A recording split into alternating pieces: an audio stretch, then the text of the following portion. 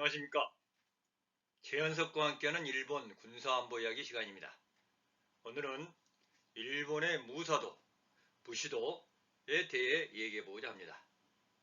일본의 무사도, 무사, 소위 사무라이가 하는 그들은 누구일까요? 일본 숙무사상의 뿌리와 그 실체에 대해 알아보기로 하겠습니다.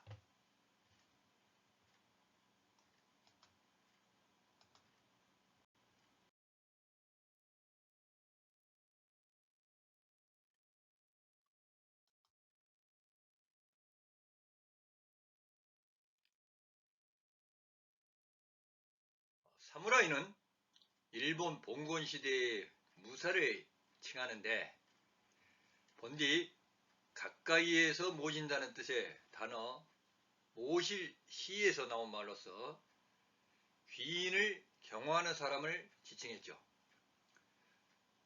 최초로 등장하는 것은 나라 시대로 추정하나 해이안 시대, 즉 교토가 소린 시대에 그 해이안 시대 말에 봉건 영주들이 장원을 소유하고 또 이를 지키기 위한 사무라이들이 필요하게 됨에 따라 무사계급이 급속히 발달하게 된 거죠.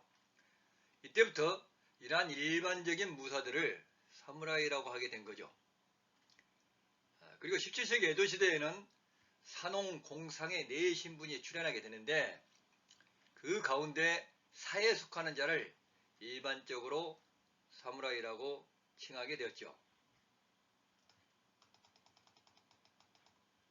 사무라이는 말은 우리 백제의 상호계급인 사우라비에서 유래되었다는 설도 있지만 그 근거는 설득력이 부족하고요.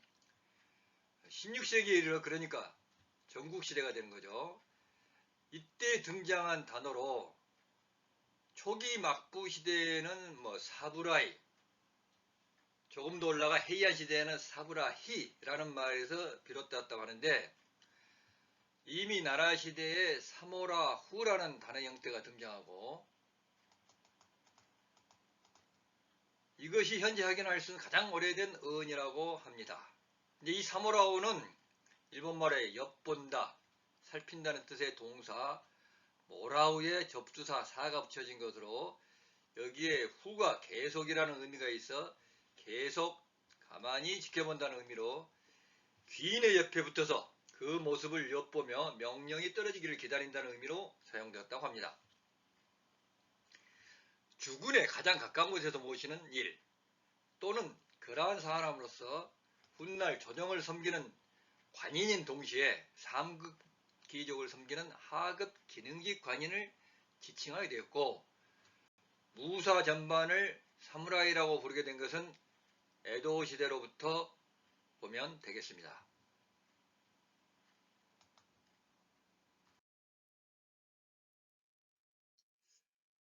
일본의 무사도 무사하면 어떤 단어들이 떠오릅니까?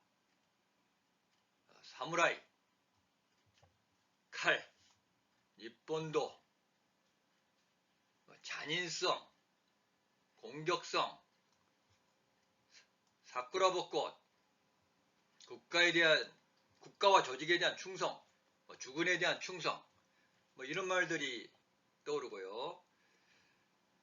그리고 가장 마음에 와닿는 단어들이라 할까요?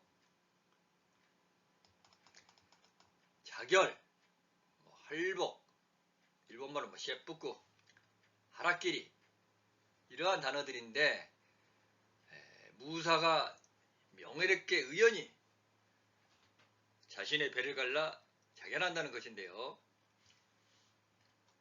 명치 이후 제국 일본의 군국주 시대에는 가미까제 독고다이, 인간 의뢰 등의 자살 특공대, 또 옥새 전법, 격사이, 집단 자결 이런 용어들이 자주 등장을 했죠. 그리고 이 가이샤과는 좀 낯선 단어가 있는데 여기 그림에서 나오듯 무사가 할복 시에 그 고통을 덜어주기 위해 목을 쳐주는 역할을 하는 사람을 말합니다. 이 가이샤쿠가 고도의 검술인이 아니면 단번에 할복자의 목을 치는 것은 그리 쉽지 않았죠.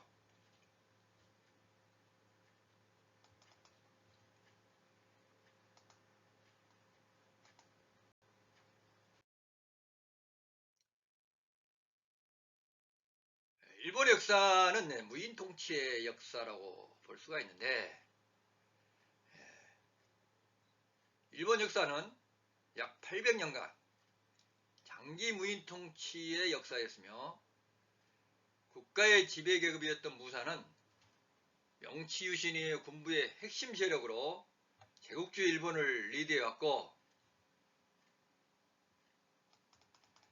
일본의 통일, 근대화, 학문과 예술의 발달, 국제적 지위 향상 등 국가 발전을 주도해왔던 것입니다. 우리나라가 왕권 국가로 간다면은 물론 한때 고려 중엽에 약 100여 년간 무인 집권할 시대가 잠깐 있었지만요. 근본은 왕권 국가죠. 그러나 일본은 2차 대전 폐망 후 약 80년을 제외하고는 헤이안 말기 시대부터 약 800년간 철저한 무인 지배의 국가 체제였음이 우리나라와는 확연히 다르다고 볼 수 있는 거죠.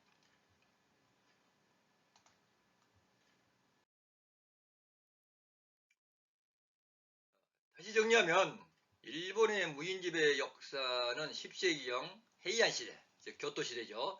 이 헤이안 시대 말기 봉건 영주가 등장하고 영주들이 소유하는 장원의 관리와 유지를 위해 사무라이가 태동하였고, 1192년에 가마쿠라 막부에 의한 무인 통치의 역사가 시작된 이후 도쿠가와 막부의 종말, 즉 메이지 유신이기까지 1868년까지인데요. 약 700여 년간 단절없이 지속되어 왔으며, 메이지 정부 또한 무사 주도로 출범을 이래 새로이 등장한 무사 집단인 군부에 의해 군국주의의 대침략 전쟁을 주도하여 조선 침략으로부터 아시아 대륙의 침략으로 확대되고, 나아가 대동아 공영이라는 명목하에 태평양 전쟁까지 일으키게 됐으며, 1945년 8월 15일 일본이 패망할 때까지 약 80년간 군부 통치 역사로 점철되었던 거죠.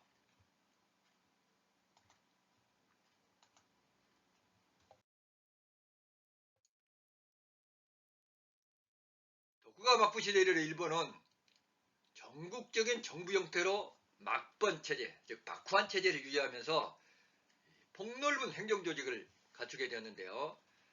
무라나 마찌의 지방 공동체에 군림한 무사계급이 모든 월권을 차지하였고, 행정은 무사계급이 장악하게 되었고,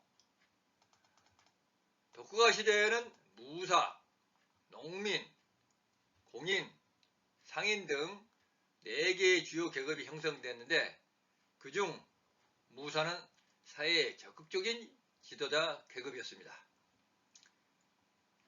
이 무사는 일반 서민에 비해 초월적인 지위, 기리스대 고민이라는 어떤 특권이 있었는데, 이 기리스대 고민이라는 것은 문자 그대로 칼로 베어서 미안하다 라는 의미인데, 이 에도시대의 무사 계층의 특권입니다. 그 특권 중 하나가 무사는 성을 가질 수 있는 권리, 또 칼을 찰 수 있는 권리, 이 권리와 함께 상공인이나 농민 등의 계층에서 무사에 무례를 범했을 거예요. 즉석에서 목을 벨 수 있는 권리를 부여한 것으로 이를 무례토라고도 하였죠. 에도 막부는 부시도, 즉 무사도의 도덕적 규범을 정하여 무사가 모범을 보임으로써 민중을 지도토록 하였습니다.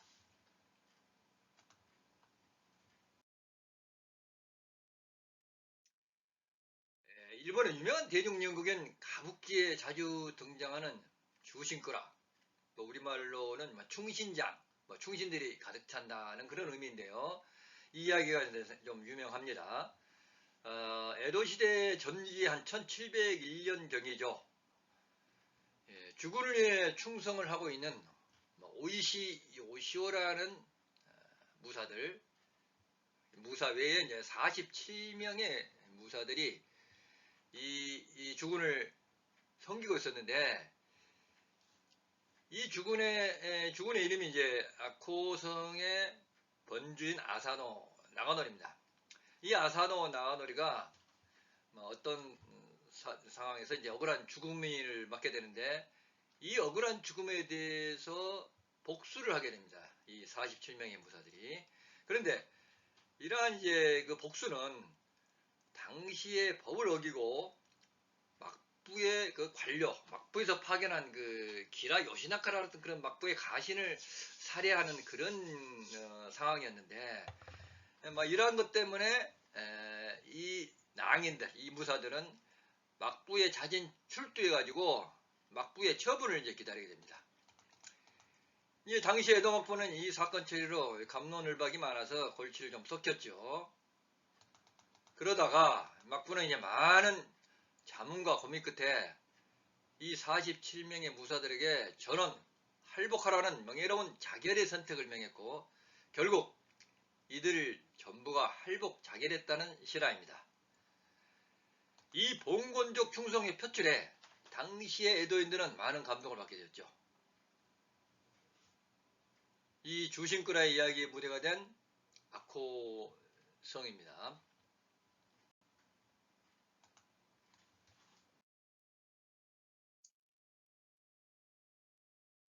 이 하가쿠레, 에도 막부 초기에 저술된 하가쿠레라는 책자가 있는데, 이 하가쿠레는 사무라이는 어떤 존재인가, 또 그들이 지켜야 할 규범들은 무엇인가에 대해서 세세히 정의해 놓은 책입니다. 이와 관련해 가지고 사무라이로서 지켜야 할 명예와 그 대가로 치러야 할 죽음에 대해 다루고 있으며, 실제로 행할 수 있는 행동 규범들을 중심으로 기술한 것으로 쉽게 얘기하자면 무사도에 대한 지침서라고 할 수 있죠. 이 하가쿠레의 의미는 원래 나뭇잎에 숨는다는 그런 의미인데, 무사는 그림자처럼 숨어 죽음을 받들라는 의미가 됩니다. 이 책의 저자라고 할 수 있는 야마모토 스네토모는 무사도란 죽는 것이다. 매일 조속으로 거듭 죽어 항상 죽어 있는 것 같은 상태일 때는 무도의 자유를 얻어 일생 동안 대가 없이 가업에 충실할 수 있는 것이다. 라고 하였고요. 무사도는 죽음을 마주했을 때 실현된다. 즉, 삶과 죽음의 기로에서 죽음을 택한다는 뜻입니다. 다른 생각의 여지는 없다. 라고 하였습니다. 이 하가쿠레 책에 이런 얘기가 있다고 합니다. 무사의 아이가 떡을 훔쳐 먹었다고 의심을 받자 무사가 직접 자기 아이의 배를 갈라서 결백을 증명한 뒤에 그 떡집의 주인을 죽이고 본인도 자살했다는 이야기인데, 그만큼 무사는 명예를 목숨보다 더 중시 여겼다는 얘기라고 할 수가 있죠. 이 사람이 명치유신의 정신적 지도자인 근대화의 선구자라고 할 수 있는 요시다 쇼인인데, 이 사람도 이제 무사도에 대해서 강조를 많이 했죠. 무사가 무사인 까닭은 나라를 위해 목숨을 아끼지 않는 것이지 무예가 있는 것이 아니다. 라고 하여 무사가 목숨을 바쳐 국가에 충성해야 한다는 사생관을 강조하였습니다.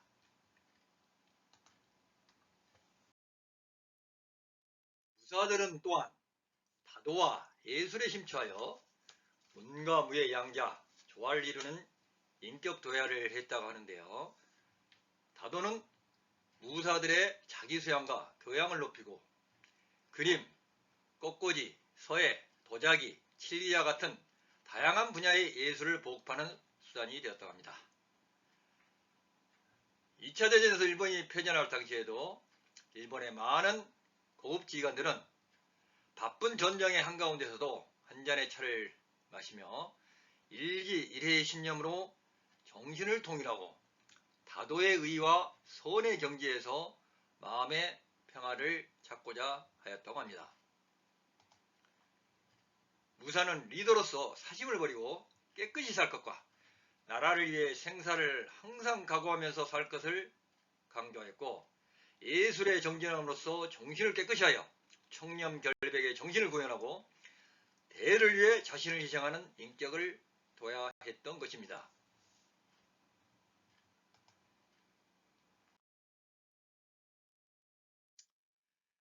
부사 계급의 중요성의 상징은 사무라이 정신으로 그 첫째가 칼이며 그 둘째가 벚꽃으로 벚꽃의 꽃잎은 단 한 번의 바람결에 져버리듯 주군에게 후회 없이 목숨을 바치는 상징이었죠. 그림이나 영화, 시, 문학 등의 일본 문화에서 벚꽃이 중요한 상징으로 자주 등장하는데 벚꽃은 필 때 화사하게 피고 질 때는 한꺼번에 깨끗이 지는 속성이 있어 남아의 기상과 의연한 죽음, 주군에 대한 충성과 절개를 나타내는 표현이라고 합니다.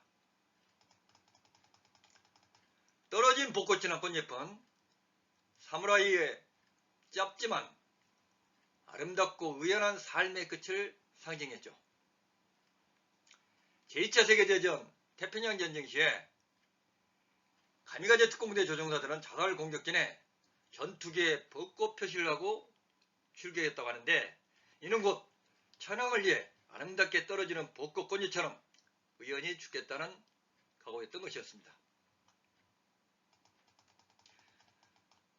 일본어는 무사도를 단적으로 상징하는데 무사도에 있어 칼은 무용의 상징으로서 충성과 명예를 의미합니다. 일본군에서도 군도는 무인의 장식적인 존재가 아니라 실용적인 사명도 가지고 있습니다. 칼은 곧 무사의 혼입니다. 따라서 장교의 군도는 그의 혼이 들어있는 전부라고 할 수 있었죠.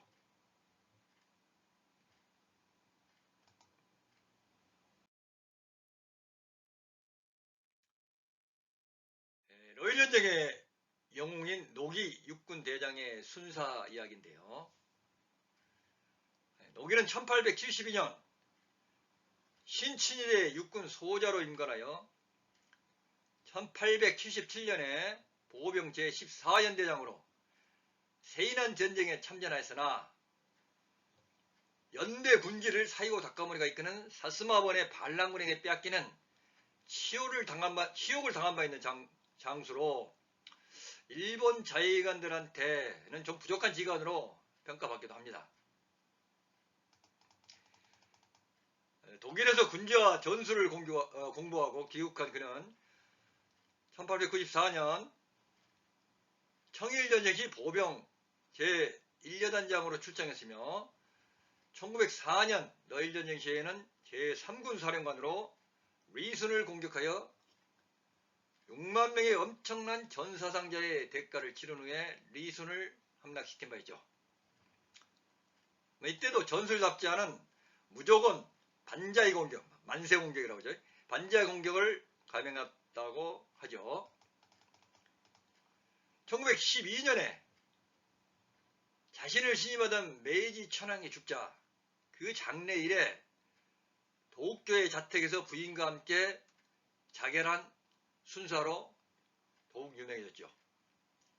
당시 일본군의 최고 지도자로서 도고 하이하치로 해군의 도고 하이하치로 함께 해군의 도고 그리고 육군의 노기라고 일컬어지고 있습니다.